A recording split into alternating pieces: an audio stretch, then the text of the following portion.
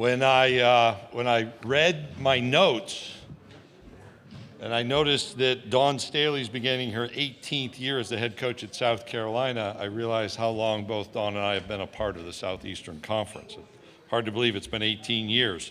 Her dog Champ, who you've all seen either on social media or in traditional media, also known as My Boy to Dawn, is her faithful companion everywhere she goes. He was adopted and named in celebration of South Carolina's national championship in 2017.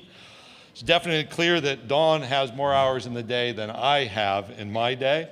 If you follow her social media accounts, you'll see from time to time this summer tables spread and covered with books that she's been autographing and returning to those who sent them to her. She's also been on a book tour, and I've seen photos of various different places and different time zones. Pretty remarkable. And Dawn was kind enough to give me my own autographed copy of the book. I will note I had bought my own. I read the autographed copy and appreciate the candor, the clarity of her story. It's pretty remarkable. She's a Naismith Memorial Basketball Hall of Fame inductee as a player and is making a strong case to be inducted as a coach as well. I'm not the campaign manager, I can just state facts.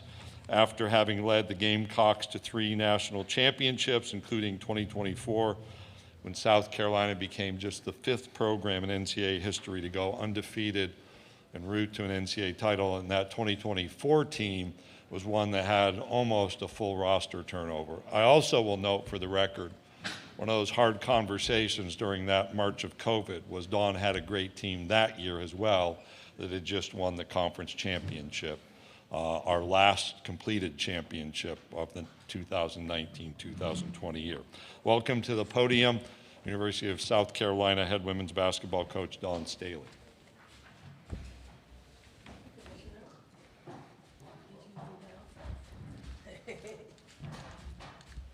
Hello, how are you? Doing great, thank you.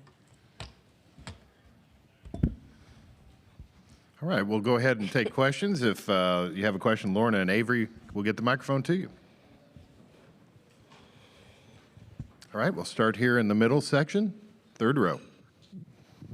Hi, I'm Stephanie with the 9 Basketball.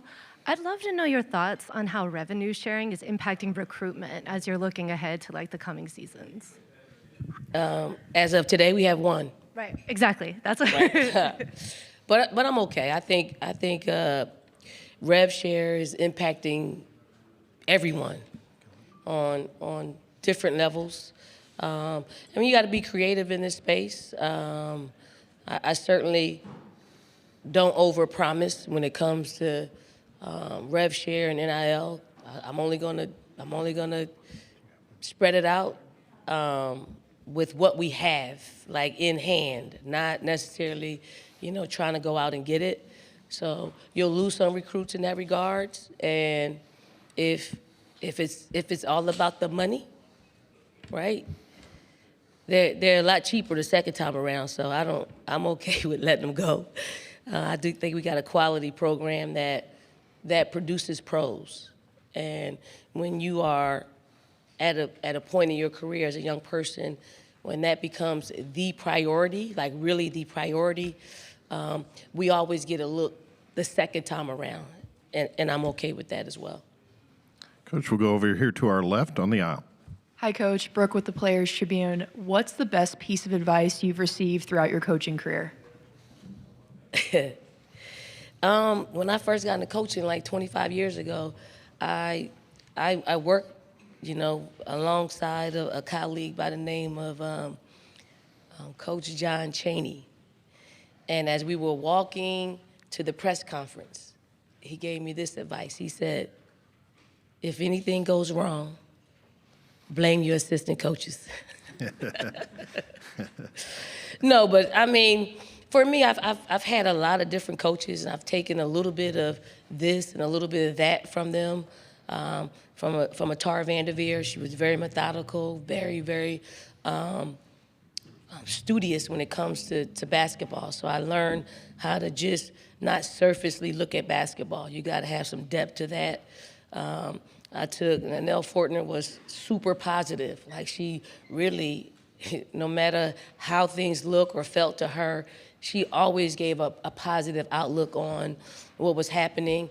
And then someone like a Van Chancellor, who pretty much, he said, roll the ball out, do what you do. He had a veteran group when he coached me as a, Houston Comet, and then he coached me in the Olympic Games, and he was just so, I would say, veteran. Like he coached veterans, and he allowed veterans to kind of lead the way, and it helped me, throughout my career to understand how to treat veterans, how to not put as many, mileage on their legs. So I'm always conscious of that.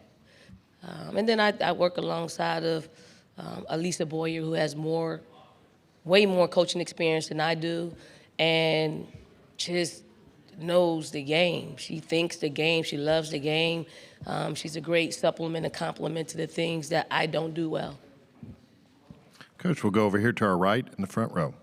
Hey, Coach. Jack Pilgrim with KSR. Kenny Brooks, when he took the job at Kentucky, talked about that program being a sleeping giant. Just what can you say about his first year there and the current momentum that he's building in Lexington? Yeah. I don't think most people outside of Kenny's comment would think they're a sleeping giant. Like, Kentucky's Kentucky. Kentucky's a brand, right? So I think he walked into a situation where people love to wear, people love to be a part of Big Blue Nation. And I think he's done extremely well his first year. I think he'll continue to do so in our league. And we look forward to what was the rivalry. That was the team that we played twice every year. We don't have that situation anymore, but certainly look forward to the asset he's become in our league. Coach, we'll stay over here on the right side, about 4 rows back. Michael Sauls with the State newspaper. Dawn, obviously you loosed Anaya Fagan to the draft, and now you're going to be without Chloe and Ashlyn this year. What do you need out of those other forwards on the roster in their absence, and who are you kind of expecting to be a commanding presence in the post this year? I just really need them to be themselves. Chloe's irreplaceable for what she brings, both tangibly and intangibly. But all the players on our roster, with the exception of our 2 transfers and our freshmen, they know what it's about. Miriam's playing extremely well and much improved. Adele's playing much improved. Joyce, Joyce is Joyce. Joyce is going to probably take the brunt of it because she's just got more playing experience under us. But, the same conversations I'm having with Joyce with or without Chloe, I'm having. So it's not like, we're going to ask somebody to be Chloe, because that's impossible. But we're unafraid to go into the season without Chloe. Like, you're not going to see us. We're not going to skip a beat. Our players know that anytime we sustain any kind of injury, we believe in the system that we put together. We believe in the players that we assembled. If you look at throughout our time at South Carolina, we haven't had very many injuries throughout my career. But the times that we've sustained some injuries, we won a national championship after sustaining an injury to Elena Coates, right? We'll figure out a way, and we'll make adjustments. And I'm somewhat glad it happened at this time, where you don't have to make adjustments mid-season. You go with who's healthy to go. Coach, we'll go over on the right-hand side again on the aisle. Myron Metcalf, ESPN. Coach, you talked about producing pros. You're obviously an important voice in the women's game. What was your reaction to Nafisa Collier's comments about Kathy Engelbert that she made a couple weeks ago? It sounds like it's personal in her perspective of the situation, and I think people have to understand they're negotiating, right? So in negotiations, like any other issues that come up, there's there's always going to be an emotional attachment to it. And then there's facts. So, once we get down to the facts, I do think it's going to get done. So both of them are playing the sides that need to play. I think it was brave of Fee to step out there and put her name on the line when it comes to where the players stand, right? And at the same time, you look at Kathy Engelbert, and I don't think there's another commissioner that has accomplished what she has for the state of women's professional basketball. So they're negotiating. It's part of it. Coach, we'll go over on the left. Jeff? Hey, Don, Jeff Goodman. Another one kind of off topic a little bit. I know you interviewed with the Knicks this past offseason. How much interest, how much of a desire would you have to be a trailblazer and be the first women's coach, maybe in the NBA or in men's college basketball someday? How much do I have that in me? Yeah. Not really a whole lot, but I did the Knicks interview because I've known Leon Rose for 30 years, and because of that, I'm a person that I need a connection to the people, right? So I have a connection to him and World Wide West. So I've known them all my life, and it was a real interview, and I like to see what they're talking about, and if there's somebody that is interested in knowing and interested in being the first female NBA coach or such, I got all the information. Come see me, because I'll get you prepared for the interview. And if there are NBA franchises that are interested in hiring a female, I'm here too, because you got to be ready to take on that and all the things that it comes with, because it's not just hiring the first female coach, because one, you didn't ask for all this, but you asked me a question. One, when you have if I'm the Knicks coach and you have a 5-game losing streak, it's not going to be about the losing streak. It's going to be about being a female coach. So you, as an organization and a franchise, you have to be prepared for that and strong enough to endure those types of instances when you're going to look for or hire a female coach.